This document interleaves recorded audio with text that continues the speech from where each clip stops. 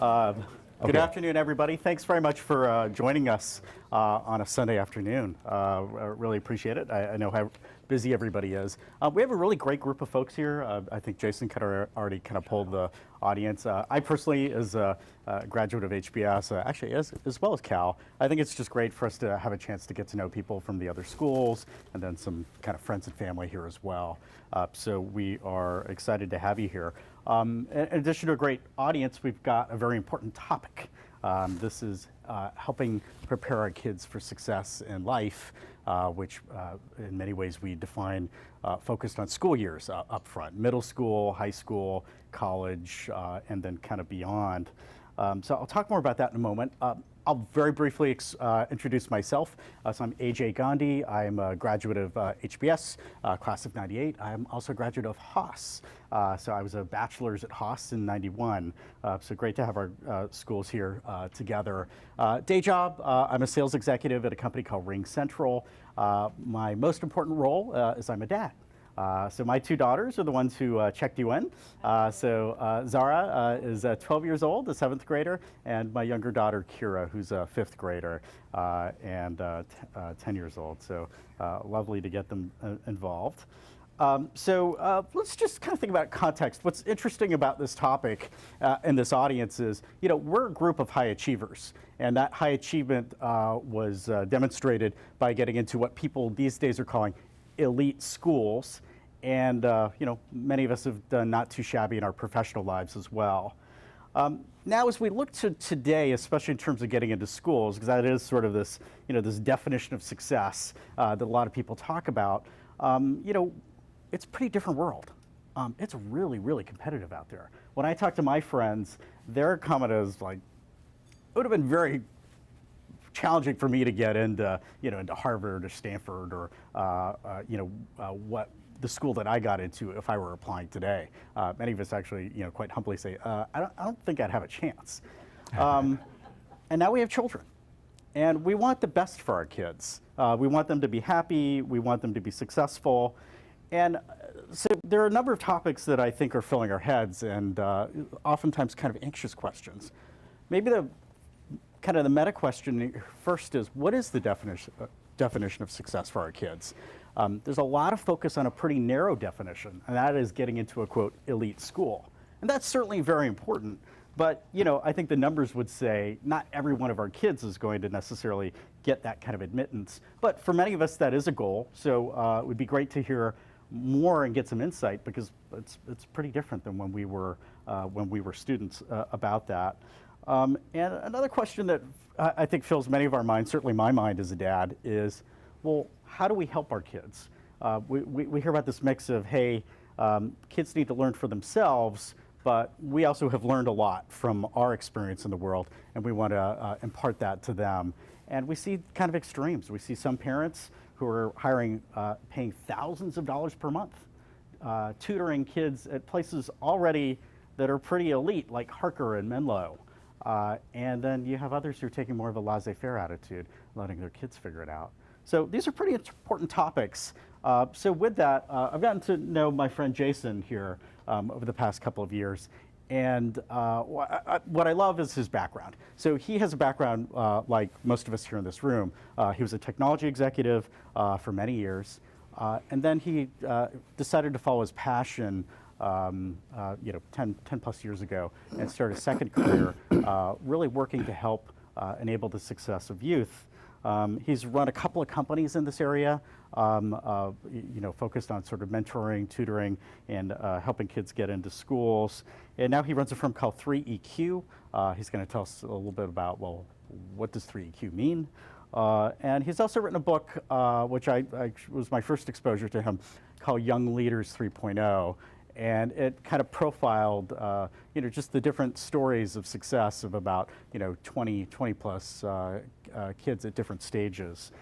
And the thing that, what I think was very interesting in sort of chatting with him is, middle school is really the place where kids' lives change.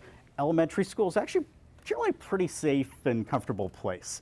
Schools are smaller, you don't have grades in most schools, but then middle school, certainly things amp up. The school's much larger, the academics are more challenging, and then it's just also a time that, there's a lot of changes for kids just in terms of their lives. So it's great to have Jason here. He's got experience working with hundreds of kids who've had really successful outcomes. He has been a frequent author for Forbes, and he's really sought after as a speaker in conferences. And he has one last thing that I'll highlight, which is pretty cool. He's actually involved in something called the B20 and their education policy. And this is basically kind of bringing together the leaders from the top 20 countries to talk about education policy globally. So he has lots to share, and so I'm going to stop and we'll turn it over to Jason. I think he shared with you, he'll start with a little bit of a fireside chat. He'll start with some prepared remarks, and then we'll dig into some Q&A, which I'll kick off, and then we'll open it up to the audience, and then hopefully we can kind of hang out, get to know each other, and kind of chat more informally afterwards. With that, let me turn it over to Jason. Fantastic. Thank you, AJ. Okay, so the mic works well.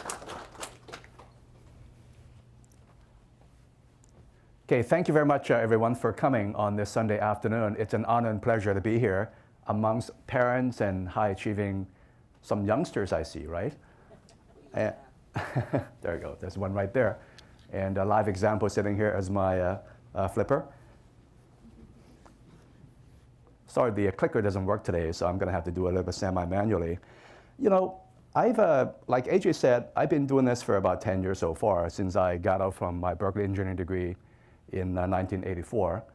And being in technology business for quite a bit, engineering first and tech business, and fast forward to today, I travel somewhere between 2 to 3 million miles, I lost track, doing international business. But 10 years ago, 11 years ago, I was looking at the education industry. Two things came in my head, right? One is that the multiple for education companies were quite low. In other words, there might be some room for growth. It was already a multi-trillion-dollar global industry. I said, wow, there's a lot of growth ahead. So I jumped into the education industry. I actually went back to China, and I co-founded, I restarted another startup with a partner, and it was an education SaaS company. Merged that company with my previous company, and it was a very successful chain of learning centers that helped thousands of kids on a yearly basis get 2,500 perfect SAT scores, 2,300 SAT, so many high achievers, right? College counseling, get into all the AIV, Stanford, Berkeley, et cetera. And all the top guys in my previous company and I, we hacked the process. We knew pretty much how the elite college planning applications admissions process work, right? But one thing that's different about me is that I really believe in personal life coaching as well, practical EQ. And I inject that quite a bit. Fast forward to after I was with my previous company, it was a merger that I put together for about 6 years. I left it, I founded 3EQ, which is my current firm, and it's pretty much focused on high-end families, family offices. I also do some global business rainmaking. But today, it is the leader, it is a mentor of next-gen leaders talking to you, in front of you, okay? The struggles that I found is that twofold, right? One is that having coached one-on-one, all these high-achieving kids, and I got former students that go to all the AIVs in Stanford, Berkeley, Chicago, Georgetown, Duke, you name it, MIT, Caltech, UCLA. Every single top university and liberal arts school you can think about, even Oxford, Cambridge, right? Those are actually easier to get into. And I realized that, oh my gosh, kids really need help, because even a lot of high achievers, they don't know what they don't know. And that's one observation, many observations that I have. Another observation is start early, because they don't know what they don't know. So oftentimes parents don't know what they don't know. And most of my parents today, my client parents, are high achievers, right? You went to Stanford, went to Harvard, but that was like a long time ago. Today is a very different context.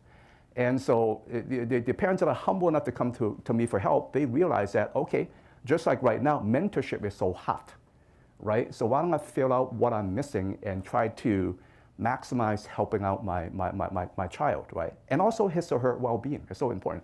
So what I realized is that kids are despondent. Oh my gosh, a lot of kids are despondent. A lot of kids are, some kids are super high achieving. They know exactly what they want. I want to be the next greatest CTO. And some kids are kind of lost in a shuffle, right? Most students are somewhere in the bell curve. And so each student and family are quite individualized. They're quite different, right? Of course, there's some similarities among some people. And I kind of like to personalize that. So one observation is that, even high achievers, if I did not do what I do to coach them and guide them and love them and nurture them, they would never achieve a lot of goals that I have set, right? Including college admissions, including some leadership skills, some soft skills. Those are so interconnected and important, right?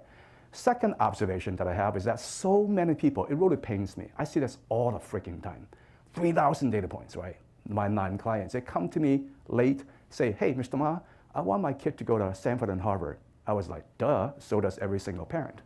But I cannot put your kid into a microwave, press 1 minute, and a perfect person comes out. Doesn't work like that. I wrote a Forbes article about that. It really takes years of grooming and nurturing, growing, right, contributing, strategizing, story, blah, blah, blah, right, all that. I'm going to cover that quite a bit, okay? And another struggle that I have is that I reflect on myself doing what I do is that, man, I wish I had someone like me guiding me when I was a kid. Because my parents are blue-collar workers. They're retired. One is 93, one is 86. They're retired blue-collar workers. And my father had no education. So I never had a father figure, zero. His parents died when he was young. Sad case, right? But I love the guy to death. I love my parents. They had their issues over the decades, but today, because of these guys, the grandkids and us, relationships are great. Relationships are what keep their joy and longevity, right? Keep that in mind. So important. At the end of the day, it's really relationships. Now, the mafia, it's a joke. It's an invention from my older daughter, Sabrina, which is she got a chapter in my book, Young Leaders 3.0. And when she came over the term mafia with a capital A, I was cracking up. I said, honey, that's ingenious. What does it mean, right? It means a Ma family. Now, in a Ma family, what's important to us? All you folks, all your parents are very high achieving yourselves, right? You guys got out from top schools and CEOs and senior executives, entrepreneurs, VCs, private equity, et cetera, and bankers. And I'm sure that you realize how important family values, just like your company values and principles, right? So at the Mafia, what's important to me are 3 core values, right? Unending love, unconditional love, high standards on what matters. That's where a lot of people get confused, is what matters. And third, and I always coach parents about this, don't be too serious all the time. Have some humor at home, right? Some good humor. If you come to me, we sit down together on a Saturday night, come to one of our Mafia dates, you're gonna crack up with us, right? A lot of jokes, and I joke around all the time, sometimes get kind of crude too. Why? Because it's stress relief for the kids. High school is such a pressure cooker, especially high school. I tell you, high school, especially high school. Overall, I think that if families and students work together, work smart, work hard, we have a great future, despite AI and IT. And I could give you a whole bunch of data points, but we won't have time for that. From a B20, G20, it's very interesting how the world is moving towards right now. Now, given what I do at 3EQ, it's all one-on-one high-end coaching. I think nothing beats, it's most powerful, one-on-one success coaching and mentoring. But I thought that, and a lot of friends tell me, Jason, why don't you spread the wealth? Share part of your know-how with the world, make it convenient and easy for people to pick up. And that's why I put together a book, right? So my team was 30 people, 23 co-authors, actually contributors. I was advised to call them contributors because these are kids. If I'm going to call them co-authors, they're going to get all cocky. Right? That's advice that I got from senior people. So 23 contributors, 17 to 24-year-olds. It's a diverse group of students with different backgrounds, interests, aspirations. Kids, one kid each, one young person each, one millennial each that go to all the 8 Ivies, right? Harvard, Princeton, Yale, Columbia, Dartmouth, Penn, Cornell, Brown, and Chicago, Berkeley, UCLA, even Oxford, Georgetown, and a few other schools. And it talks about their stories. And I was like, what's a great approach to really, just for the price of a nice lunch, right? Then the parents and the kids gonna get some good value out of this. And I thought, why don't I make it a little bit more outcome focused? Now, first of all, we all recognize the power of storytelling, right? Because people gel to stories. Why don't I talk about what's important to most of us, right? Family values and principles, high school activities and achievements, college admissions, right? Elite college admissions, huge. Bunch of essays in there, but it's congruent within the stories, huge, right? And then entering college, it's another next level for them. And then college life. Once you're in college, it's activities, especially internships. Then it's career positioning or grad school positioning. Those are outcomes. Those are things that your different life stage that you want to do well in, right? So these kids talk about their successes. Certainly, each person talked about their failures and mistakes made and lessons learned. Reflections, lots of reflections in a book. And I wrap it up in my epilogue, giving patterns of success seen and concluding actionable advice. In my own mentoring framework, I'm very big on horizontal and vertical. Horizontal and vertical. This is horizontal.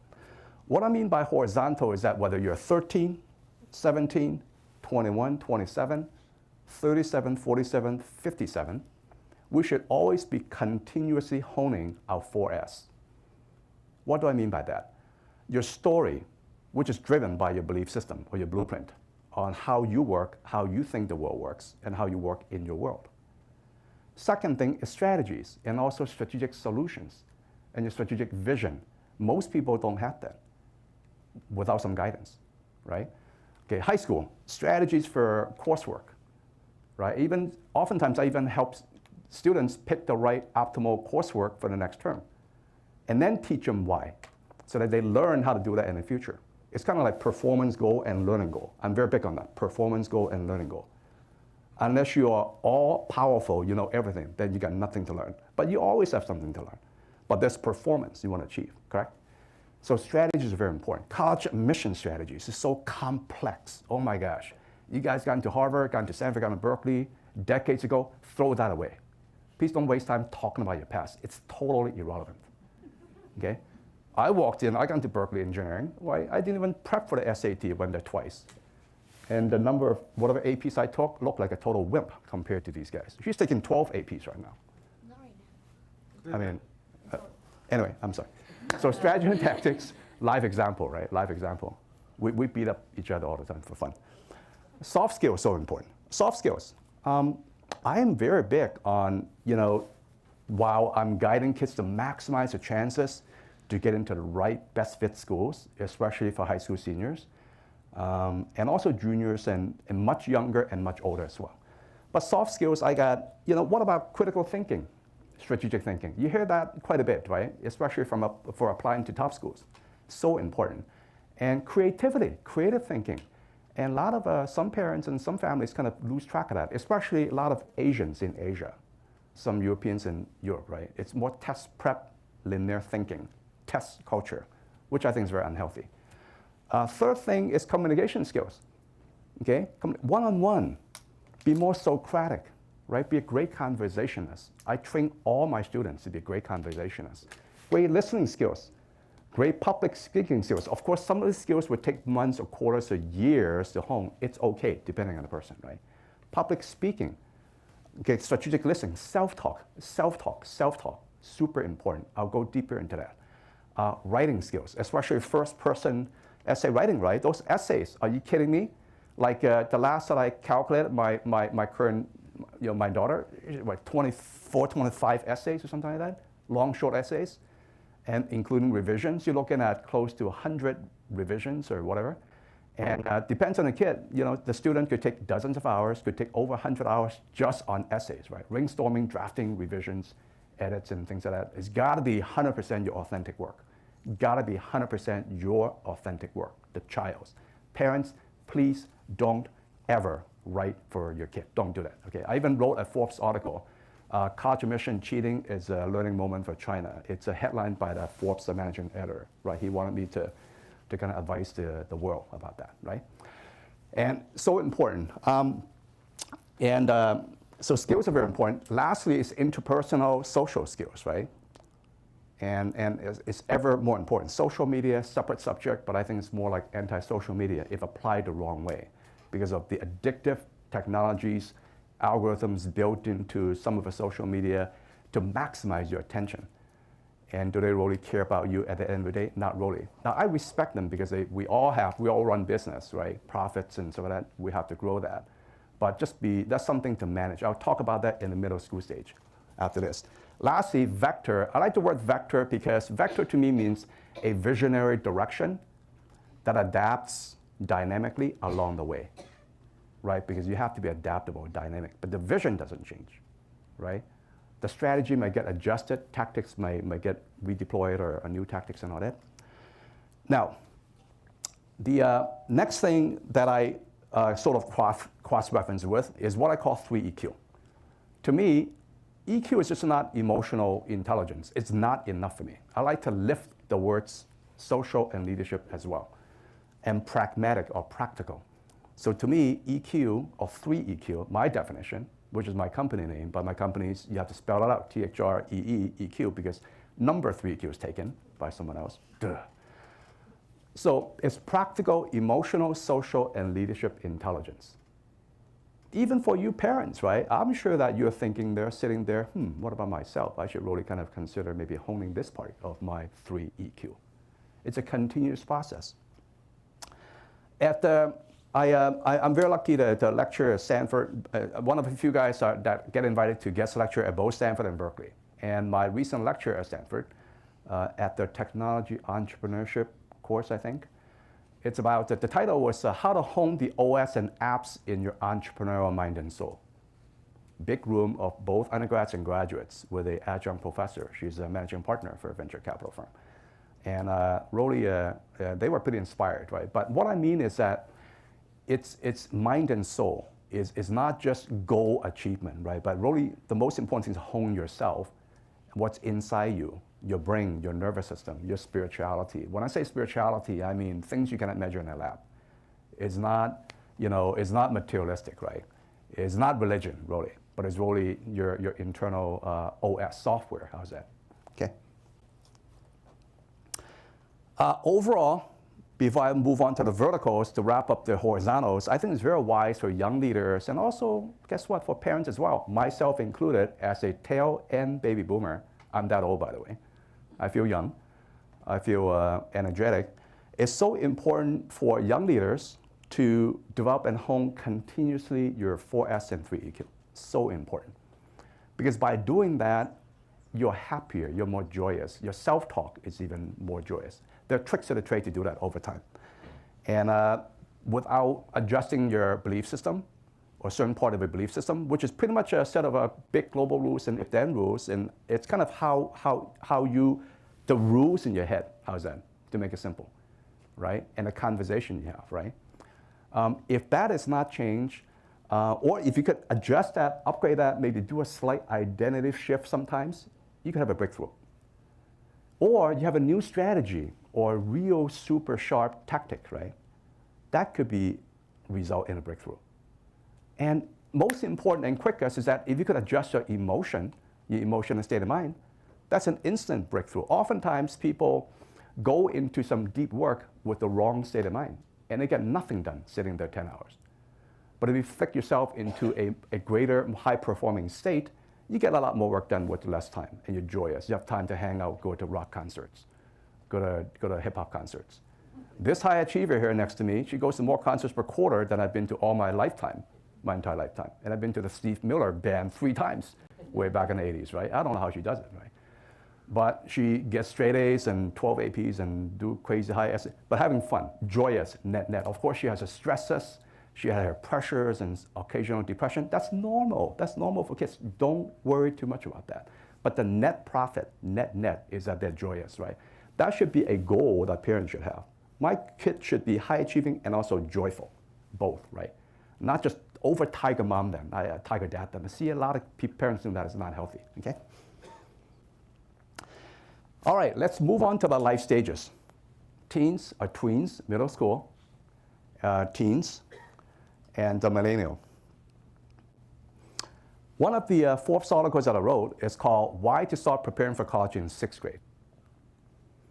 Now, the point is not academic, school, boring. No, that's not the point, okay? Of course, do well. You have to learn, just like AJ mentioned, once you go to middle school, you're sort of out of that little bit of a safety net, right? Then the structure of a school changes, then you have period 1, 2, 3, 4. You'll experience more bullies, and then the kids are still growing, they're young adolescents, there are all sorts of things going on. Biology, physiology, chemistry in the body, in the head. The brain is developing. and then they are in a very new environment. And guess what, parents? Whether we like it or not, myself included, once your kid goes to middle school, on average, I'm not saying that applies to everyone, but on average, then you might not be a hero anymore. Right? Remember? A little bit of reminiscence here, right? A little bit of reflection, parents. Is that, you're heroes, right? Back in grade school, your mom, dad, you're my hero. But once you're middle school, then maybe that your kids don't listen to you as much. There's all sorts of natural science reasons, mind and soul reasons, and also the academic system, community structure reasons as well, right? So my key point there is that, all right, you got a lot of things going on, but habits are so important. In fact, my daughters are brief anecdotes in the Forbes article. And I noticed that at age 11, Lydia here, she's 17. At age 11, she was, just like most kids, were a little bit over-addicted to technologies, right? Device addiction, social media addiction. Sounds familiar? Yep. And I said, this is not working. So I had to deal with my wife that when she was 13, then I'm going to start mentoring her, right? My wife's a chief nurturer. She does a great job. She's one of the kindest persons on earth. Please meet her when you can after the talk. And I view myself more as a chief mentor because of what I do. But I'm always a father first, right? Always a father first. Nothing changes. The mafia value, right? And I said, this is not working. I'm going to jump in and start mentoring sooner. I'm going to have to disrupt some pattern. I'm going to have to adjust her habits, right? It's very hard to reverse the habits instantaneously. Once again, it's not microwave oven quick, right? Then I'm going to have to be a little bit more kind of like applying the boarding school strategy, right? I got kids to go to some of the best private boarding schools as well. And for example, one in the UK, not only in the US, by 10 o'clock, Wi-Fi, everything is like shut. But after that, he, amongst his friends, was able to hack it and kind of get new Wi-Fi. A very smart kid, right? That went into this essay too. And actually, you got approval from the school to do that in the future. But the point is that the boarding schools got strict policies.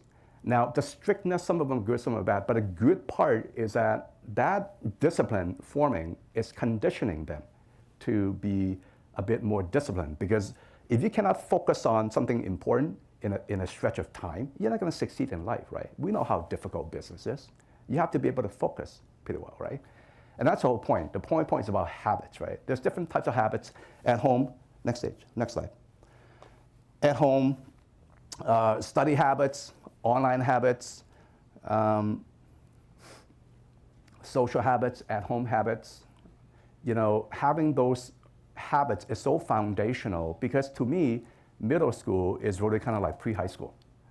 You're preparing for high school. So get used to it. If your kids spend about, on average, 6 hours a day playing World of Warcraft, and he's not even interested in CS, that's a big problem right there. Okay, then get some help. Get some high-quality third-party guidance to interrupt that. Over time, it's not going to be overnight. You're going to expect some fights, some despondence, some crying, some moaning, blah, blah, blah, right? But you have to interrupt. That's one of the things that you have to do as parents, right?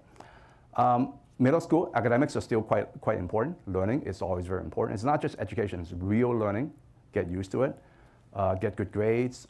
The objective is not to get good grades. Getting good grades should be a byproduct of your true learning in terms of psychology. If you do it with a strategy, with framework, then you get your straight A's, right? Parents, teachers, mentors are part of a support system. Look familiar? Harvard grads? HBS grads? Stanford? Penn? UC Berkeley? Those are dreams, right? Who here don't want our kids to go to the best fit, highest level schools? No one raises their hands, right? You all do, don't you? Except for the tiny small fraction that are, say, Thiel Fellows. That's a special case, right? I was actually a former Thiel Fellowship mentor. The reality is that, I bet most of you look at your child at the far side of the bell curve, far right side of a bell curve, right? 7 years ago, there was about 1.5 million high school seniors taking, high school juniors, or kids, high school kids, taking the SAT. Today, it's a little, I haven't checked the numbers lately, but a little higher, okay? That's out of millions and millions of high school kids, right? Tens of millions. And when you look at a bell curve, okay, I see the numbers, and I bet you most of the parents think about your kids on the far right side. This chart here reflects the far right side of the far right side. In reality, getting to the 8 Ivies in Stanford, MIT, Caltech, Berkeley Engineering, Haas, okay, Wharton in Penn, it's like, it's far within a fraction of 1%. There are 4,000 colleges and universities, okay, and unfortunately, I think a lot of them are going to go away. The private colleges that are kind of lower tier, for some because of some dynamic forces going on in the world. And the reality is that if you want your kid to, if you want to get admitted to Harvard or Stanford, it's about 5% admit rate, right? Going to Columbia is a 6% admit rate, right? The Ivies, a lot of them are single digits. It's just very, very competitive. So the reality is that you have to really face the music. Don't get stressed out, but look at things strategically early on. Get some help, okay? I'm serious now. And I see some parents that, oh, I want a Harvard, I know everything. And then ended up the kid disappointing in terms of, or getting disappointing results. I see that all the time with so many families. I keep my mouth shut. Okay, so face the music. This is what's really going on. It's very competitive. Now, when you look at all the numbers, right? Okay, Brown, Cornell, Columbia, Dartmouth, right? Penn, Princeton, Harvard, Yale, right? MIT, Berkeley, Stanford. Not to mention Caltech, Duke, Chicago, Northwestern, Notre Dame, Georgetown. Not to mention Williams, Pomona, Strathmore, Claremont-McKenna, a lot of the top liberal arts schools. Not to mention a whole bunch of other schools, right? Now, depends on what your kids' aspirations are, depends on also parental values and wishes as well. But sometimes parents have to be a bit more dynamic and adjusting your own forecasts, your own beliefs, to optimize the equation a little more. And I've seen so many tiger parents that freak me out, right? Especially a lot of them in mainland China. My kids here, no matter what, I want my kid to go to Harvard. That's it. I don't work with those parents. I want to be polite, but it's so disconnected in terms of what it takes, right? And in high school, I'm going to talk about that. Let's move to the next stretch. Here's the reality, okay? High school. And I'm sure that a whole bunch of you know about some insights already, but it's very, very complex, okay? High school system and a college system in the United States are very complex. Schoolwork, absolutely important, assuming that your child wants to get into a top 20 school. Okay, I'm not saying that all parents are like that. Some parents are happy with top 100, top 500, or no school, that's fine. So it depends on your wishes, but let's say that that's your assumption. Then your schoolwork, especially in California, in Silicon Valley, SF Bay Area, right? It's mostly AP. Some schools are IBs as well. There's not a lot of O levels, A levels, like British systems, right? Like in Asia, Europe, and all that. And mostly APs, right? So reality is that your academic rigor, your curriculum rigor is so important, okay? Measured by grades, right? Because when admission officers look at your college application, the transcript is one of the most important things they look at first for qualifying, right? Then if you're not, let's say that you don't have any hooks, right? You know what hooks are? I'm sure that a whole bunch of you know what hooks are. Circular things? No. Hooks are when you donated, say, $50 million to Harvard 3 years ago, not this year when they're applying, because there's a Chinese wall there, okay? That's a different thing. Even a couple of $1 million for some real elite schools don't matter as much anymore. Why? Supply and demand. And other political things I don't want to get into, okay? Or you are a varsity athlete in the football team that they really need. Or you're a great oboe player in the star orchestra that they really need. Okay?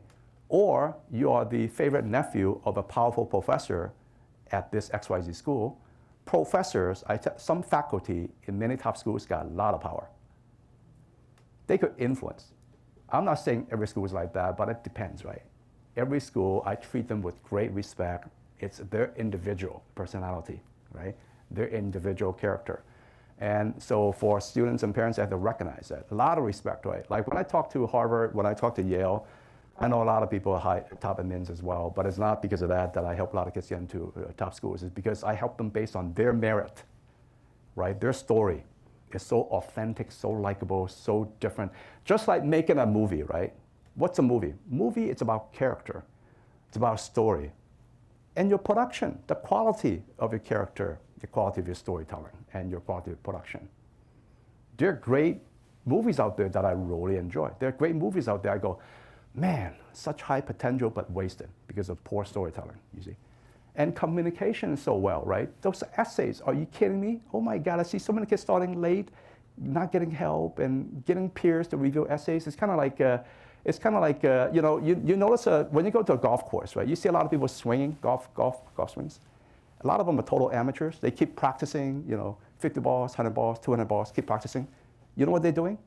They keep reinforcing bad habits. You look at Tiger Woods, one swing, you know what it does? Of course, he works the longest hours. After one swing, 6 coaches give him feedback. He stops and reflects and debrief. Then he takes the next swing. Hello? Get my drift? So schoolwork is so important. You know, if, you know, 8, 9, even 10 APs for super high achievers is quite normal, especially the STEM kids. Especially, I tell you, the science research kids are typically, on average, the highest in terms of academic rigor.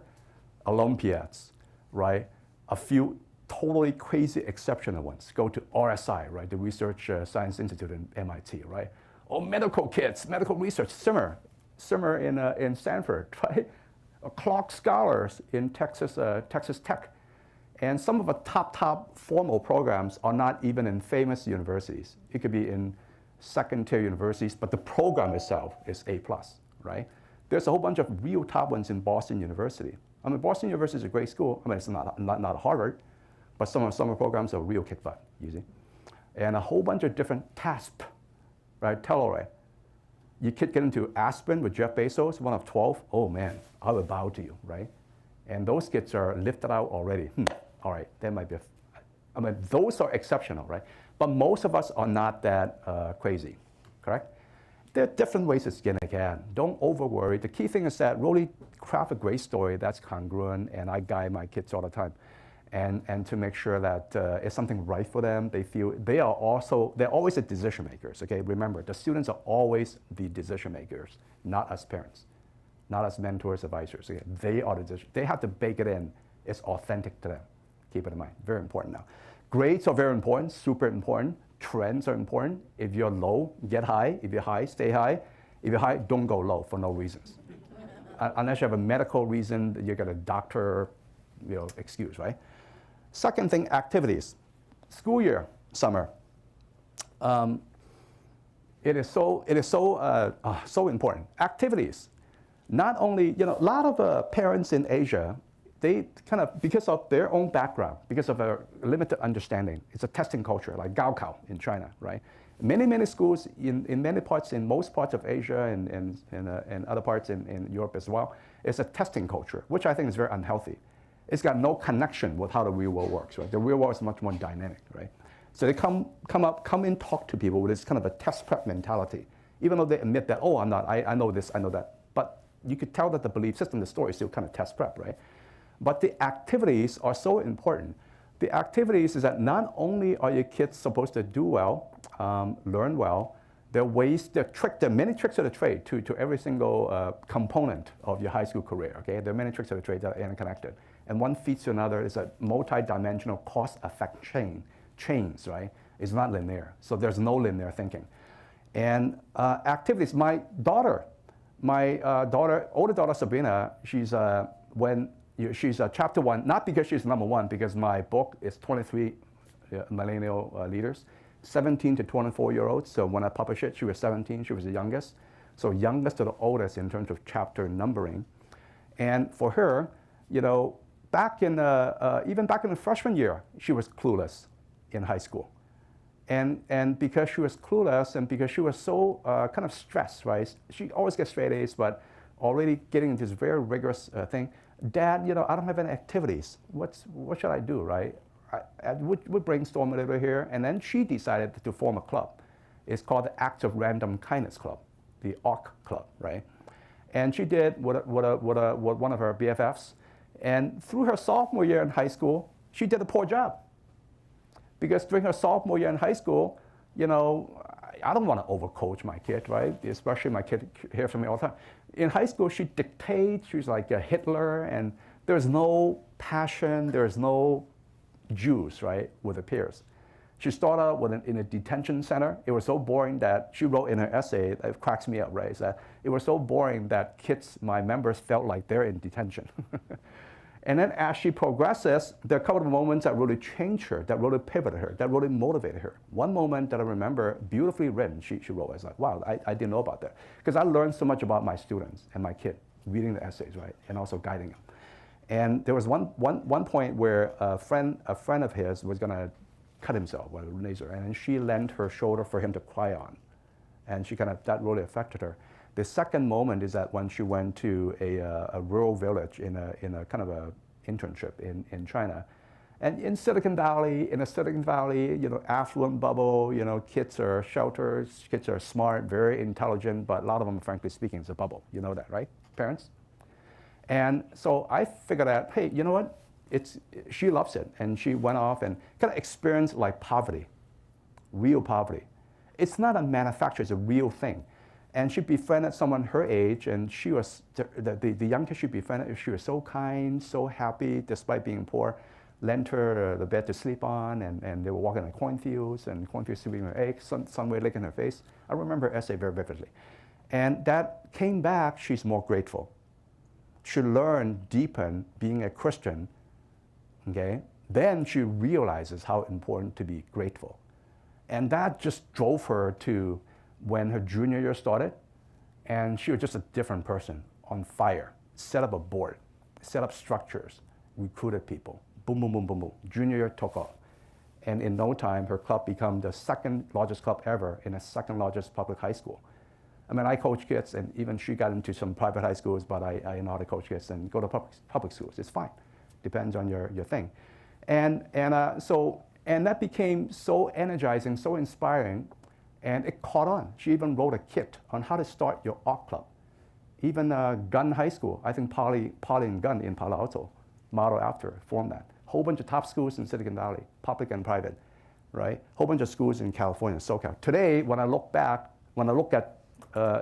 there's like over 100 schools right now, spread throughout the nation, and also even in some parts in Africa, in Asia, and in Europe, right? It's kind of cool. That's a good thing.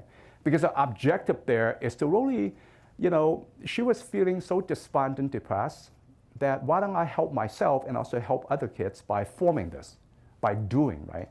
It's a good thing. Then do some random acts of kindness. And after that, she got even the Random Acts of Kindness Foundation, a separate thing, did a documentary on Art Club. How cool is that, right? And then she did a bunch of things in every summer packed, And I'll talk more about college kids later on. I'll talk a lot more about the importance of internship and all that. And that was quite memorable. Let's go back. Now, let's move to other components, other parts of your high school career. Standardized testing, of course, the dreaded SAT, right? The new SAT now, or the ACT you're writing, that's pretty much required if you want to apply to top colleges and universities. And the reality is that, if you don't have hooks, and I hate to say it, but with certain subsets of the population, it's all supply and demand diversity. The top colleges, they would be very polite in front of you, the admission officers. They would never tell you how they do things, okay?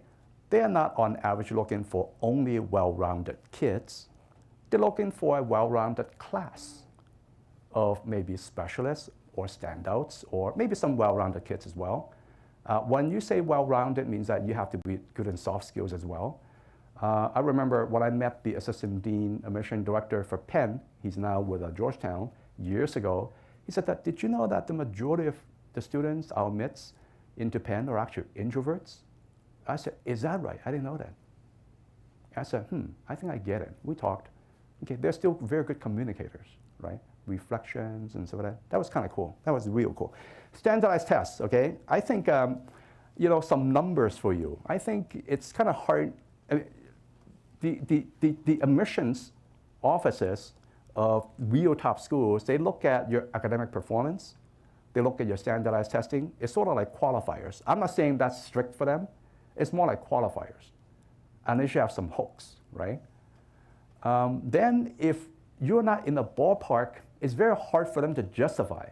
Why? Because they get so many choices. If Harvard, Stanford is going to meet all the perfect 1,600 kids in SAT or the perfect 36 kids in ACT, the class, the new class would be a couple of times over already. That's how many there are.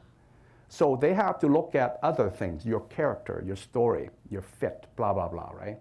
Are you a great fit with us as part of a class I want to put together? Are they going to have, say, 20 kids who look exactly the same? Okay, taking 12 APs. All they do is RSI. All they do is science Olympiads. All they do is this from the same school? No, of course not. They're crazy. No, of course they're not going to do that. Get the drift? So that's why your story, your character that fits you is so important to card that, right? Stand out a bit more. Okay? And you could be running a company.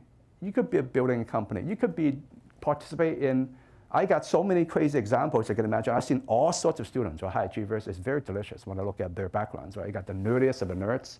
I get the most social of the socials. I got everyone in between. They go to top schools. And for example, one student got perfect 2400, the old SAT, all sorts of Olympiads, varsity volleyball, but competition this, competition that, CS, super competitive CS. That story was quite clear, right? Harvard welcomed him. And then I got a student who was a real good scientific researcher and only child. It's interesting that most of the only child girls that I mentored, it's all very high achievers, right? They tend to listen to parents a little more. It's some interesting dynamics there. I would not say that about boys. It's a very interesting dynamic. Maybe it's not enough data points for me to judge. So they all ended up in Harvard, Stanford, and a whole bunch of top schools. And I got students that got the resumes like, I was like, Rebecca, how on earth did you do all that, right? It's like, blew me away. Look, beauty pageant queen and playing in Carnegie Hall, Carnegie Hall, by the way, it's not some auditorium. And then president this, whole bunch of competitions, 6 APs in senior year, 2360 in SAT way back then, equivalent to about 1,500 or 1,600 today, or 1,570 today. Blah, blah, blah, blah, blah, right? Great essay, great story here. And looks mature. 17, she looked 27 when I coached her. She was 17, right? And it was and she was like, Mr. Ma, what should I apply for? Harvard, Stanford? We talked, debate, boom, boom, boom. So Harvard, hey girl, you are a Harvard girl. The culture fits you. You fit the culture, right? She applied, she got in, right? Harvard, EA. I got in a kid. I was like the middle, Indian American family. I got your Caucasian, I got mainstream Indian, Chinese, Korean, whatever, right? It's very diverse. And one of them, the parents, Indian American family, the parents, fierce debate with a student. Should go to this, go to that, right? And I remember I coached him, and he got perfect 2400 SAT, super smart, just brilliant, right? But forgot to even know, was not even mindful to know that it was so important for him to take the SAT 2s, excuse me, right? SAT, no problem. But you got to take those SAT 2s in order to get into the ballpark, right? You have to have those numbers and qualifiers. Otherwise, it's very hard for them to, they have certain processes, right? So debated, he got into a Stanford early action, super happy, doing quite well as well. Great friends. All my parents are great friends. So the bottom line is the story is very important. Now let me talk more about the college applications and admissions components, okay? I got 1 or 2 parents here that are doing, whose students are doing applications. The components, let's talk about that, okay? Your college application form, okay? And then the rec letters. And then if you are, say, into art, music, if you're real good, like Stanford, if you don't have at least state level or something like that, don't talk to us, right? Why? Supply and demand. And it's the most important thing, the most challenging things that a lot of you know about is really those essays, the writings. Don't start late, okay? Years ago, with my previous company, successful training companies, I interviewed 10 students who got into Stanford, some Ivies, Berkeley, et cetera, and interviewed 10 of them. I asked them, hey, if there's one thing that you go back earlier in your high school career and change in terms of your behavior, what would it be? I said, I would start even earlier. with guidance. It would just kick my ass, right? It was so stressful, right? And a lot of them are kind of came in late working with us or something like that. And I did not coach them for a long time, right? If I coached them for a long time, it would have been a little bit different story. They would be more joyful, more relaxed. Like she already finished applying to a bunch of schools, right? More relaxed right now, even though she's going through her stresses and all that. And those essays, okay, don't muck around. You're going to end up writing dozens of long and short essays, but short answers applying to 10 schools, 12 schools, 8 schools, more or less is quite normal. You know, reach schools, probable, safety, or solids. The word solid is a little bit more respectful than safety. Okay, it's a strategic decision-making process, something that gels. You know, college visits are important, demonstrated interest is important, and your essays is a culmination of your story that makes sense, addressing the essay prompts, right? Each school is different. Common App is the same, but you might also want to tweak your Common App essay in conjunction with the other supplemental essays, right, for private schools. Berkeley's independent, MIT's independent, Georgetown's independent. Most private schools are going through Common App and also other forms of application process as well, but it's the same content, right? So those essays, sometimes kids would spend easily close to 100 or over 100 hours brainstorming, drafting, revision, edits with guidance, with or without guidance. Get guidance, I tell you, okay? Rec letters, don't underestimate how important rec letters are. Rec letters are not your first person talking about yourself. Rec letters are confirmations, reaffirming or diversifying or whatnot, telling the rest of the story from a third person standpoint. So it's very important to have the strategic, right, of working with the right recommenders that really know you. Don't pick a teacher in 9th grade. That don't matter. Pick a teacher in senior, junior year, if possible, something a bit more rigorous. You don't even have to get an A in a course. You could be a B student, but the teacher knows you so well, you know that the teacher is going to really help you to write a great rec letters. If you want to get to Harvard, Stanford, your letter cannot be excellent. It better be beyond outstanding. I'm not kidding you, okay?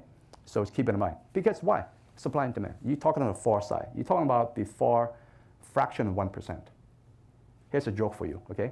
Harvard, Stanford, there's many schools, right? Many schools are like 15, 20, 25%, grade schools as well. It's about 5% admit rate. To get into Google and Facebook, it's about 0.25%, right? It's actually 20x more competitive to be an engineer there. Separate story. I'll talk about that a little bit here. So don't despair. There are things that are even more competitive in a different life stage, right? Does it make sense? So along the way, work on these important goals. Can you flip to the next chart? Yeah. Okay, stay here for a sec. So Sophie, as an example, one key point that I have, one of my chapter contributors in Young Leaders 3.0, she was so good, so together, and she has an advantage because both parents are PhDs and they started real early, academic strength, blah, blah, blah. And she was so together that she completed all her college admissions applications by August of her senior year, before senior year started, right? And she was so kind to lend her help to peers along working with school counselors to help other peers as well. Now that said, that's like top 1% within the top 1% in terms of being so together. Most high achievers are not as together, okay? My kids are not together. They went through their mistakes made, stresses and depressions and things. It's quite normal. It's a teenage thing, right? And next. Okay, before, next. After. Essays take a long time, okay? Some students would take 3, 4. A lot of students take the first sets of essays for the first couple of schools, like 10 revisions. And sometimes a very common mistake, okay? I see so many underestimation on what it takes by both students and parents. Oh, I started a bit later. And then they realize that, oh my God, it takes a lot more focused, strategic time and effort in the right emotional state in order to do a job over a stretch of period. Okay, stress really comes when you realize that, oh my God, I don't have enough time, or it takes a lot more effort than I thought, it's much more difficult than I thought, and I'm here, and the deadline is here. Well, why didn't you hone your 4S and 3 EQ earlier with help? You see, I keep my mouth shut, but that's how I think, right? And that's a very thing, because your stress comes from your future. You want to get there in the future, right? Kids get depressed because they're still living in the past, right? Then those could be honed as well. Kill some of the limiting beliefs. There are tricks of the trade to do that, by the way, okay? Then you're living in the present, but with a strategic vision, 4S. Keep honing and looking at the key goals in front of you, but living in the present, right? That's something that's hard to say, but it's hard to do. It's not too hard to do, but it's doable, actually. Now, moving on, if you like to get more data, I wrote a bunch of Forbes articles about that relate to college planning, applications, and admissions, right? I figured that give people something, at least a table of contents on how it works, right? But it's much more complex and difficult than that. I wrote up one about what it takes to get into UC Berkeley years ago. The difference between this article and today is that way back then it's 2 essays up to 1,000 words, right? But today is like pick 4 out of 8 prompts up to 1,200, 1,400 words, right? So different thing, but the framework is pretty much similar. Been pretty lucky, it's getting about 0.4 million hits in Forbes already. So I think I taught a lot of people already. Another article I wrote is what it takes to, again, to Stanford, college app Stanford, anyone's my very first article I wrote for Forbes, got about close to 0.1 million hits so far.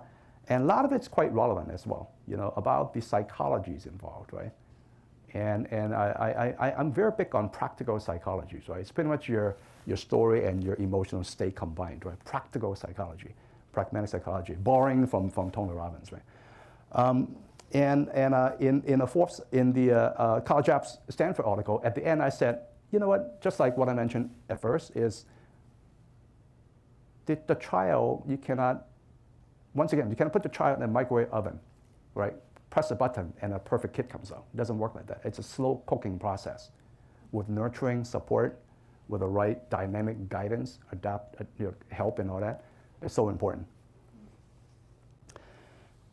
More articles. I wrote one about advice on applying early decision, early action. November 1st is typically the early decision deadline. For example, for the Ivies, Harvard, Yale, and I think there's a Princeton as well. It's restricted early action. You know what it means, right? You cannot apply to other private schools. You could apply only to me.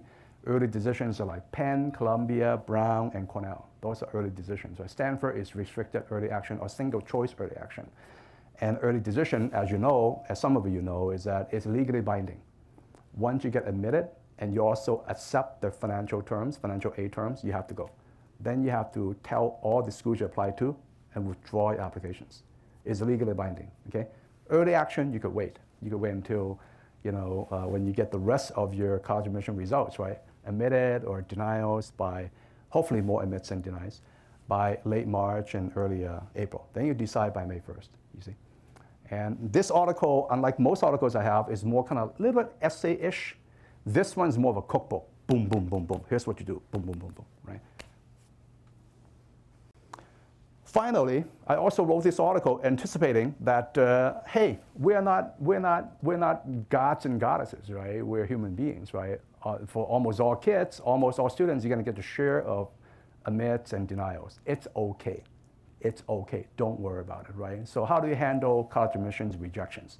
A lot of students and some parents get overly emotional about that. Here's how you handle it, okay? Some tips for you. Now, let's move on to the next slide stage, okay? Jason, let me do a little timeout. Yes. It's 3:30. Maybe let's maybe open up to Q&A fairly shortly. Okay. Just because we're running a little long in the talk. Got it. And I want to make sure that we're answering questions. Fantastic. Okay, let me go through this pretty quickly here. Lots of content, right, AJ? So college and university, let me make it short. Okay, your field of studies, coursework is still very important, okay? But what's most important, one of the most important things is really shaping your employable skills, okay? Especially internships. Internships are so important. It's packed, right? Like my Sabrina, my older daughter, she's packed with internships ever since she graduated from high school. And then her resume looks real good, not because we want to shape your resume, it's actually that you have the skills and mindset is employable, likable as well, along with soft skills, right?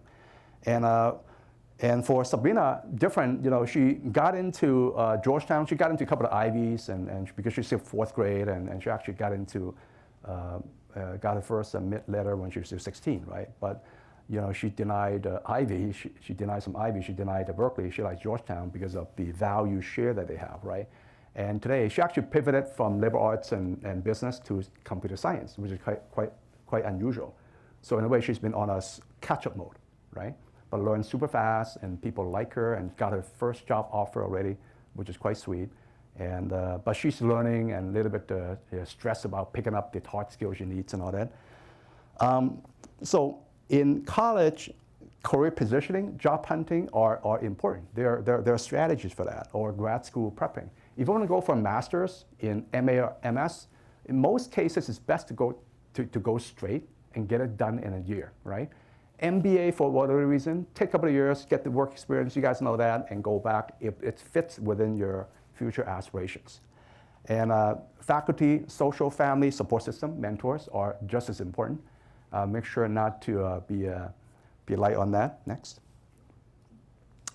Tim Wang, keep track of him. His story, quick story, right? When he was a middle school, he was one of the youngest supporters of Obama campaign. Almost got shot once or twice, knocking on doors, right? And then in high school, got entrepreneurial already. And in college, even though he was majoring in political science, but he bit the entrepreneur bug. So she was so passionate about government for a long time, and one of the youngest members on the board, on the Maryland school board, and recognizes government inefficiencies. And he said that, there's an opportunity here. So he bit the bug and founded his first company while in Princeton. Today, his company, Fiscal Note, is doing real well. It's got NEA, got some other top-tier VCs, got 4 billionaires like Mark Cuban, Steve Case, Matsuyoshi Son's brother, and also one more billionaire, Jerry Yang, supporting him. At the end of his chapter, I wrote, I believe Tim is going to be, he's 25, 26 today, 25. When I wrote the book, he was still 21, 22. I believe Tim is going to be a billionaire. Why? Because he already has a 4S and 3 EQ. He's so smooth in honing that. Very humble as well, very humble. Another article, if you're into entrepreneurship, I wrote something about student entrepreneurship, humming, quoted a bunch of top schools in here. I think this actually became a Bible for lots of top schools. They model after a lot of things I wrote about. I also mentioned, Warren and Stanford, Berkeley, et cetera. All right, early professional entrepreneur. Measurable performance, it's the most important thing. Measurable performance. Once you are working, it's being an employer. I hear quite a bit about from senior executives that they are concerned that the employee is a little bit, kind of too entitled, right? I hear that quite a bit, but it's not all. But I think being a millennial, they care about autonomy. They care about the mission, the purpose, right? The mission, purpose, a bit of autonomy as well, because they grew up to be more educated than we are, real savvy in apps, right? Tech apps, and they like support. They really enjoy the support, the grooming, the growth. So as a boss, I think it's so important for you to recognize that that's how they work, right? At the end of the day, like what I've learned from the B20 as well, building employable, adaptable mindset and skills are so important. That's a key thing, skills building. The rest is about lifelong learning, right? Contribution and growth. Support systems mentors are pretty important as well. A few more other articles. I wrote one about 12 of today's most impressive young entrepreneurs. These are less than 25-year-olds, Cairo Society fellows, and I'm an inactive mentor there as well.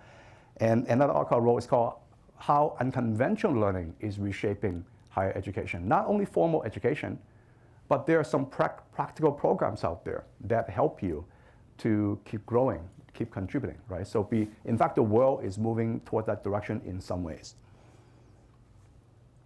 Okay, let's move on. Something for parents, I'm gonna go rapid fire from here, okay? Quality family values and support, you know that. It's very important, right? Mafia values, right? Unconditional love, high standards on what matters. Some humor, even crude humor is okay. Parents, please don't KPI your young kids. Especially I see a lot of tech executives doing that. All right, you're running a company, wonderful. Adults, they could take it. Don't KPI your kids, you're gonna stress them out, I tell you, okay? There's a separate thing between being a smart parent or being a overly tiger parent. And get third-party help, mentors, okay? Because maybe God designed us once they hit middle school where It's a child, the parents, and third party that they trust. Keep that in mind. Sometimes you struggle without a third party, you're going to keep struggling because kids are not going to fully listen to you. And employers, keep driving vision, driving your mission.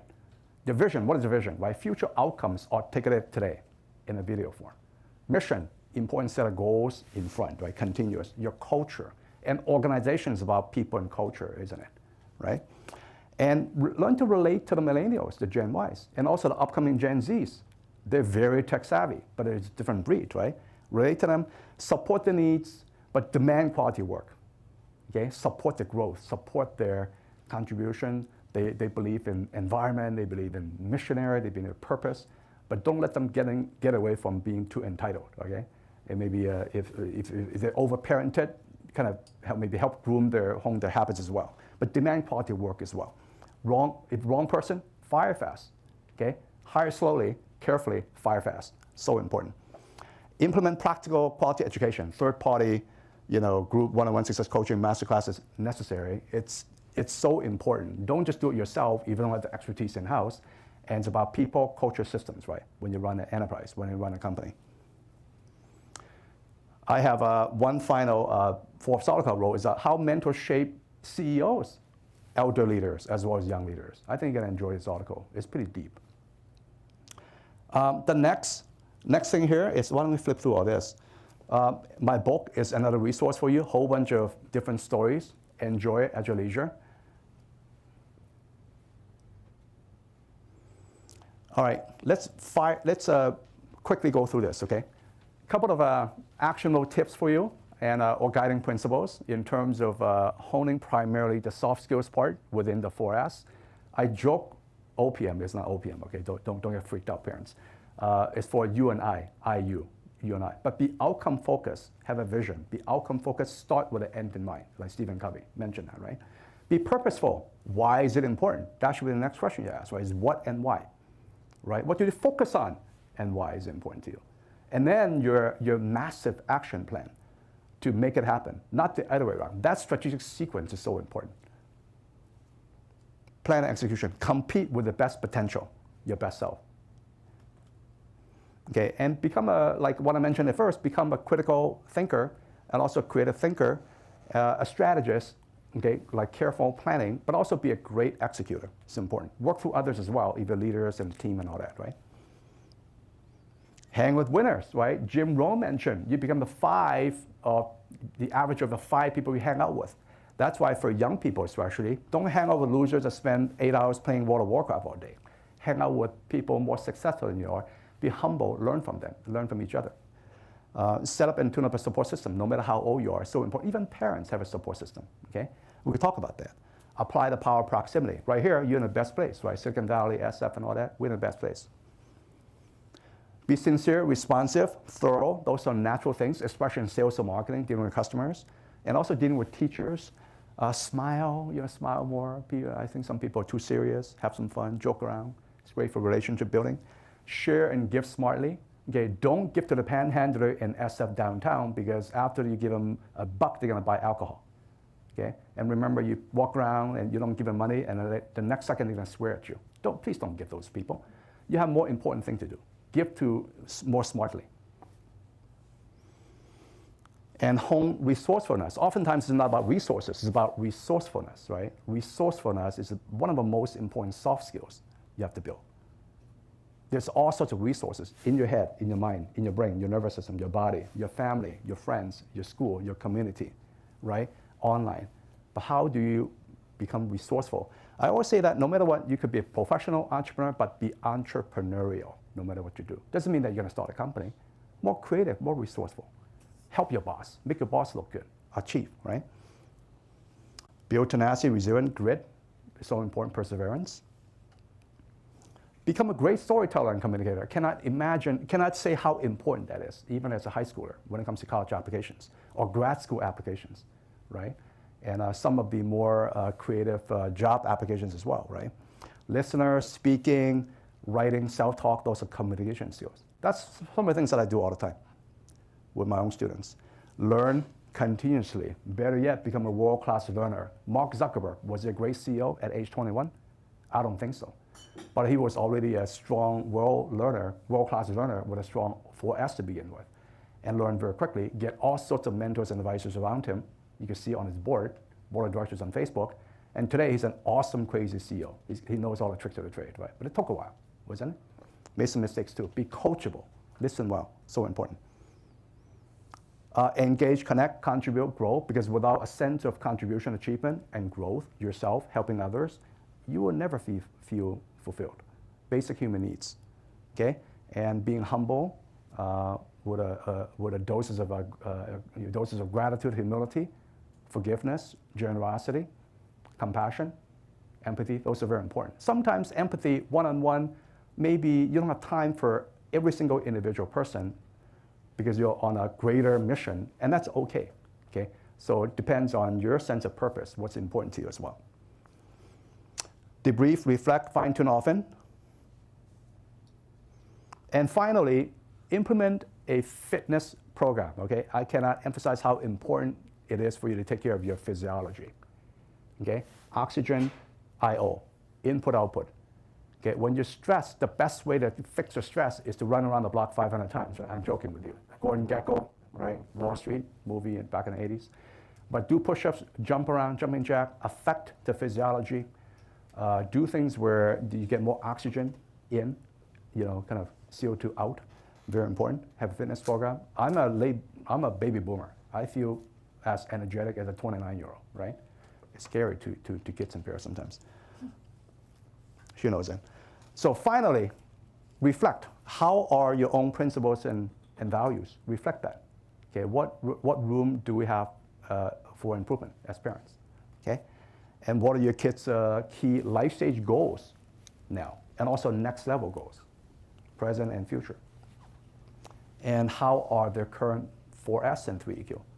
How are the current stories, strategies, solutions, state, skill sets, and the vector, and the practical, emotional, social leadership intelligence. With that, thank you very much.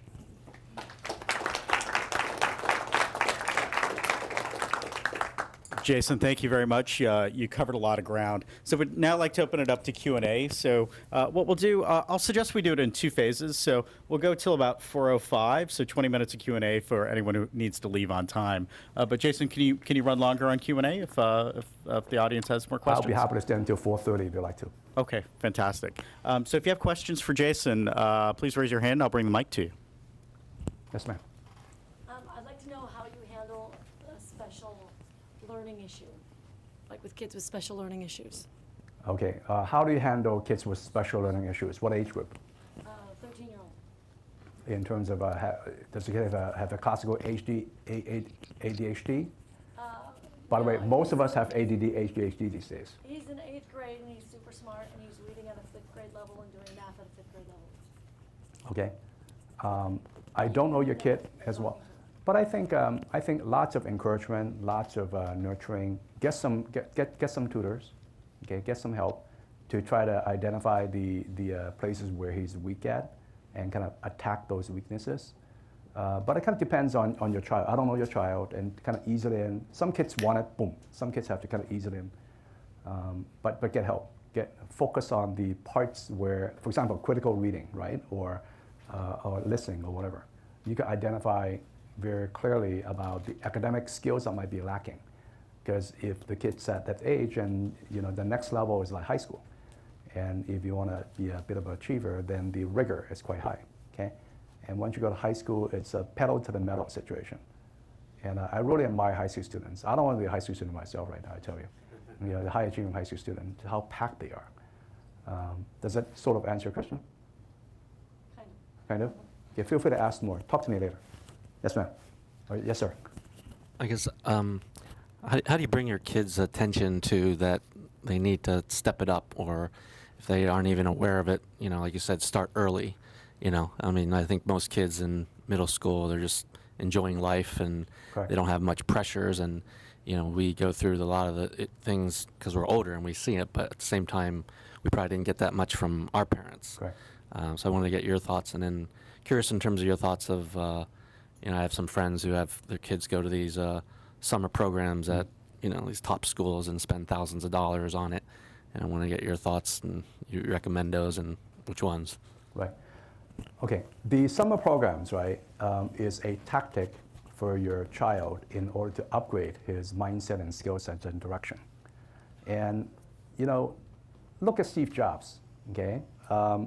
He actually has a very strict rule for his own kids. Don't use iPad.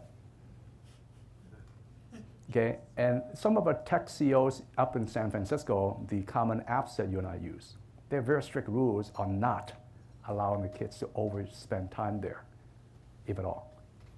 Now, because they run a company, they got their business objectives. Does that sound familiar?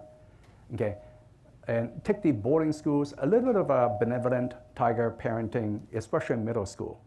In middle school, if you let your kids find their passion, then the boys is going to be 8 hours per day on World of Warcraft, Call of Duty, surfing the web, including pornography, okay? And girls will be texting, doing all sorts of crazy things that waste a lot of time and slow them down. And later on, they may learn or still don't learn, then they're going to get all stressed out for achieving less than what they could. It pains me, by the way, to see kids and parents not tapping into their potential as they can. Okay, so for middle school kids, you do have to inject some discipline, right? Like make a rule. You have to make some rules to agree with a child, and also paint some pictures about the future, what it means to them. Without meaning, without emotional meaning, it's very hard for them to implement, right? Tell some stories. I think a good tactic for you is audiobooks, podcasts, I tell you. Okay, when you're unsure, you wake up in the morning, depends on you, right? Or you're walking around airports. But I go through a book a week, by the way. It's crazy. Okay, are we all busy? We're all busy, right? But I love research. Research means deep learning. I go through a book a week, read, listen to audiobooks in no time. Typically, on the trip, I'm finished another book, listen to audiobooks. Then when you're feeling a little bit uncertain in your state of mind, why don't you put the mic in your ears and click on, that's it. It hits 2 birds with 1 stone, right? Over time, you're getting mental protein, and then you're conditioning your brain, right, your nervous system over time. It's a great tactic. You hit multiple birds with 1 stone. How do you influence your grown, adult children? How old are your children? Say early 20s after college. Are they working? Kind of. Looking. Looking. Okay. Have they been looking, or they worked and now they're looking? Well, it's like a retail job, but it's looking. But it's very hard for me to how to influence her that she will be truly motivated to look for the next, the job. And I keep telling her, hey, it's not always the straight line. You want to be the writer, but you may have to take other, paths to get there. But how do you influence the young adults? Okay. And they don't listen to you Okay. as much. Now, first of all, to answer the last question, your kids will never fully listen to you. It's quite normal. Don't despair, okay? Right. We're on the same boat, okay? Right. That's just Mother Nature. Without gelling with them, connecting with them emotionally, with some vision that they feel comfortable with, they like, okay? Without figuring out on how to get some help to up the 4S, if you will, it's very hard for them to change habits. That's how people are. People are lazy, by the way, okay? You go to Disneyland, in fact, she saw it firsthand, they see that, oh my God, how come all the people waiting 1 hour?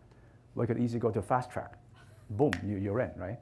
And because people are so lazy, so linear thinking, that they're too busy with their social media to learn this trick, right? That's how most people are. It's scary, by the way, okay? And so I think find some third-party guides or some super smart uncle she respects, or mentors or coach, or invest to motivate them. Because if you're going to keep on going the way you do without adjusting your own 4S, without breakthrough, it's just going to be status quo. It's called recycled problem. I see that happen all the time. Does it make sense? Right. Yes, sir. How do you manage extracurricular activities? There's a whole host of choices we can do. The problem isn't finding stuff to do, it's finding time in the day to do it. So how do you decide which ones you're going to continue to invest time in, and which ones you say, it's time to cut bait and move on to another one? You mentioned, Stanford applications, if you're not top state, might as well not even apply. So Age group for your kid, and what's his interest or her interest? we're right here, like sports, likes music. What grade? Oh, Oh, sixth grade. Oh my God, you're way too early. Don't worry too much, for God's sakes, okay? Over worry. But, This is well, partially for high school applications. True. most of the kids in the school right now are playing like 3 sports, 3 instruments, and they're like competing state level too. So it's really tough. In sixth grade, right? Yes. Okay, then if you think if the child thinks that the music, that part is, sorry about the wireless imperfection, technology imperfection here. If that's important to you, then I think you have quite a bit of time as a sixth grader to do that, right? Then hone that skill while paying attention to academics as well. That's a great activity to have, right? But I'm just saying to you that don't count on that too much if you have some certainty that he's not going to be real kind of up there in the future. Because those are, if you want to, listen, I coach hundreds of kids, right? 99% plus of them got into top schools with no hooks, based on merit. Okay, so some parents tell me that, oh, my kids are going to varsity, want to go for try the varsity in baseball and in college. That's very difficult, okay? Have you noticed that Olympians, they come back, the gold medalists get 80% of all the money, the sponsorships. The silver medalists may get maybe 20%. The bronze guy got 0, number 4 and down. They're world-class performers, right? Get 0. But if you don't do like a Steve, what's his name, the quarterback, Steve Young, okay? Went back to grad school, smart, boom, boom, boom, get educated. Now running whatever firm he does. Okay, you have to have a strategic plan B, you see. So I would say don't count on that, but really focus on academics and habits, and that's a great activity to go for if you like to. Does that make sense? I need to answer more questions. Through middle school, then breadth is more important than like really trying to focus and become an expert in something. It's not only breadth. That's not the point. It's not about breadth and depth. It's about what's relevant to you. It's relevant to the child. Right? I never generalize anything. Every person is different. Let's spend more time. Yes, ma'am. Your thoughts on public versus private schools. You kind of touched about your daughter got into some and Okay. decided to do public. And I want to get your thoughts about that. What age groups are you talking about? He's in 5th grade and we're thinking about going to private school for junior high. Okay. And then that possibly could lead to high school, but we have a very good high school that's public. Okay. Which high school? Poly. Poly? Okay, I coach a bunch of kids in Poly. It really depends on a child, potential aspirations, and depends on a parent as well. I think when you go to a public school, high school, try not to go to the low end ones, right? Because it's so bad. But even if you don't go to the very best public high school, it's actually okay. Then make sure to get some third-party help to complement that. Teach them to be resourceful. And there are elements that even some top schools that I've seen listen, I got kids to go to some top private schools and boarding schools. I see weaknesses in those schools. That's why they come to me, okay? And public schools as well. And don't expect the counselor who's gonna have like 400 kids per person to be able to spend a lot of time. You have to get third-party help, right? And parents could help as well. And I think if you could afford to go for a private school, if all you folks feel great about it, you and your husband and the child especially, that feels like the right thing to do, and you have a potential plan, doesn't have to be specific, then go for it if you can afford it. But if you, in fact, I know one of my clients, right? He makes $1 million a year, and he's perfectly happy sending a kid to a fairly top, but not the very top public high school. Depends on the person. Really depends on you. Yes, ma'am. High school students, summer activities, you talked about that as important for applications. Could you talk about the balance of internships versus academic programs, particularly in the sciences? I'm curious. High school students. Yes. Okay, that's a very good question. It's very nuanced, very specific. Yes, she asked for high school students, say STEM kids, maybe research, internships, activity, what's more important in high school, correct? Now, I noticed that the hard sciences, the hard STEM kids, not the soft STEM kids, right? The hard STEM kids, especially the researchers, the hardcore engineers, on average, as a manifestation, their grades and rigor are the highest. And on average, they have a bit more, academic competitions or academic programs, typically the top ones or some top ones, right? Like I mentioned a few already. And those are, if you do research, right, then you better get into some hardcore research activity, right? I got one current student right now, also a high school senior. I have to keep it confidential, but he got so good in picking up his own research skills. It's very unique, actually. He built a lab in his own home. Scared the heck out of parents, right? Like the parents worry about he's going to blow up any time. And he got so self-studied that now he's also interning research at a top neighboring school, let's say a very, very top neighboring school, one of the professors. And in fact, he's teaching some graduate college students on how to do part of research. That's how good it is. Did he go to top Olympiads and competitions? No. But did he participate in other activities in self-learning? Yes. Depends on a person. So your story he has a very interesting story, okay? It's real nerdy. So I besides helping him with kits and applications, I'm honing the heck out of his 4S, especially his soft skills. Fix some bad habits already. Yes, ma'am. So I have an 8th grade daughter who is at a public school getting straight A pluses. She's, heavy duty, basketball and chamber orchestra, very well rounded. But I feel like it's just for me that she lacks so much of sort of life experience. I grew up in a generation with my parents being immigrants and just having traveled a lot. And having seen poverty and wealth and just a broader world experience. And we have just, because of insane work schedules and living here in the Valley, we have not, we go to Hawaii, but I just need to get her out of her bubble. I just wondered if to develop her story and to develop her passions. I mean, right now, basically, I feel really heartbroken if you ask her what she wants to be wealthy. And I cringe. Right. I think, not my daughter. Not my daughter. I mean, I'm so passionate politically. I'm so passionate about, the arts, and I'm involved, and I do all this, in addition to my work, I do all this volunteer work, and we have such a rich family culture, and she just is totally disinterested. Okay, got it. Let me address this. In fact, this relates to the previous question I asked her, I think. Internships, about, sometimes as a parent, right? I don't know if your cord is cut or not. Sometimes you just have to make the decision to kind of cut the cord a little bit. It's a joke, okay, it's a bad joke. And what I mean by that is that you have to kind of let the kid go a little bit within reason, right? If that's their passion, if that makes sense, then it's good. But if not, then have to kind of do some more coaching. The best thing is to find some passions and deep interests where in the future you really enjoy it, you make a lot of money. Okay, not a lot of passion, no money, not a lot of money, no passion. Now, when it comes to internships, here's a trend that I've been observing, even in the B20, G20, okay, United States, right? There are students, I find that in the past, I tend to, I'll help kids apply to these competitive summer programs, right? Academic, non-academic, et cetera, apply to a couple of them, boom, boom, boom, right? But now, I'm kind of like, all right, let's make it even more open to apprenticeships, to internships, get real world experience. Okay, it is so pivotal, right?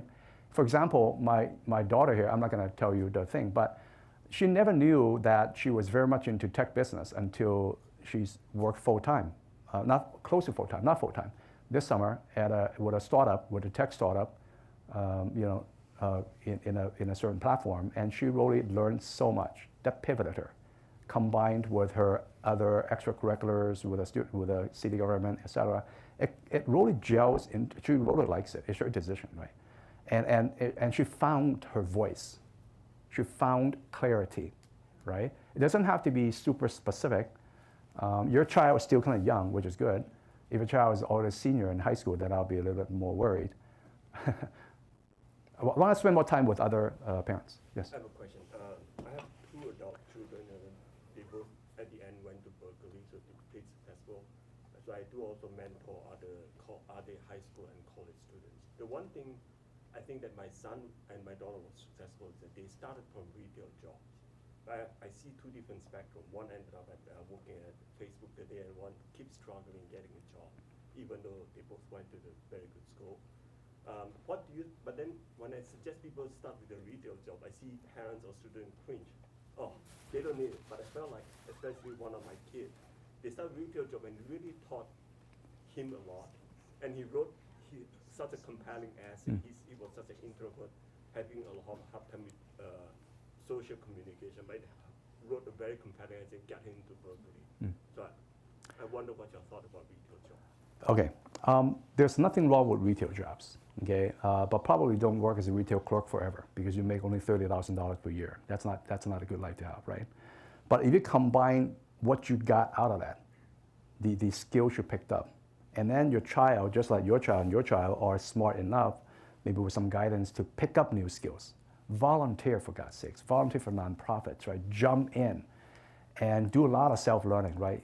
Take online courses or all sorts of, read books, right? Read a lot of books, pick skills so that as a byproduct, not because you want to manufacture a resume, but as a byproduct, the resume looks a lot more packed with more skills that are more attractive to employers, right? The outcomes you're looking for is really a better career and joy, right? And make more money and less uncertainty. And what employers care about is really employable skills and mindsets, right? Is it the right fit, the cultural fit and all that? Without that employable skills and mindsets, it's very hard, right? Now, if you are real good in CS, yeah, that's great demand for it right now, absolutely. But in some jobs and some companies out there is not as fortunate, right? So cannot sit around and kind of goof off all the time. You don't have to keep honing her 4S. Let's take one more Yes, sir. question, then we'll do a pause. Okay. And then we'll pick up for folks who Great. would like to stick around on the way to the question. I hear from friends and old parents talking about putting their kid into a less competitive school and then transfer. Do you see that more often these days? Like, and is that a viable option? What's the recommendation on that? I think if you get into, say, community college and transfer, UCs encourage that. I think if you get into a, say, less competitive private university or college or a community college and transfer to an elite private school, it's a bit harder. Okay, Harder so to transfer, or it's very harder. once you get in? It's harder to transfer to get in because it's a different equation. Okay, it's a different equation. Now, it's not impossible. One of my students transferred from Rice to Penn when he applied in his freshman year. I'm not saying that that's easy. That's actually very difficult. He did it, right? Because he learned from me and all that. And it was a great story, very compelling, very good kid, very genuine, you know. And it's doable, but I would say it's a lot more difficult. You want to get into a top private school. Maybe one more question? So, you know, the people you profile, like they were shoe-ins for Harvard, whatever, great scores, etc. So, you know, our son, we try to tell him, don't get stressed out about all these scores, whatever. Just be, you know, for him, he's in the zone of like the GPA, the SAT, etc. I said, really figure out what you like to do, and the story can make up if you're not the very top of the SAT, top of the GPA. As long as you're in the zone and you've got a good story that you're passionate and proud about. Let me. I always qualify, right? If you want to go for a competitive playing field in the top 0.1% versus top 1% versus top 5% or top 25%, those are very different ball games. Now, what schools that your kids want to go for? You know, I think he's, you know, East Coast, you know, Cal, etc. And you know, he's within that. You see whatever the statistic is for those top schools. But he's, you know, he's got peer groups that they did score 1600, but he's scoring like 1500. I said, you know, don't kill yourself for that last 50 points or 60 points, because you know that's going to take a marginal amount of work. All right, let me qualify that, okay? Let's say that if a child wants to apply to the Ivies, to the top 10 under the controversial U.S. News and Reports rankings, okay? I wrote an article, forgive me, by the way, Harvard alums, called When to Say No to Harvard. It's not my headline. It's a Forbes managing editor's headline. But I wrote about the differences between research universities versus liberal arts schools and the controversial college rankings out there, a whole bunch of them. Is based on the agenda of the decision makers, the geoeconomics, the social economics, a whole bunch of things, right? The bottom line is about fit and belonging for the child, right? But let's say that your child has got no hooks, okay? You are being Chinese American, okay, you're in one of the worst demographics, I hate to say it, okay? Why? Supply and demand.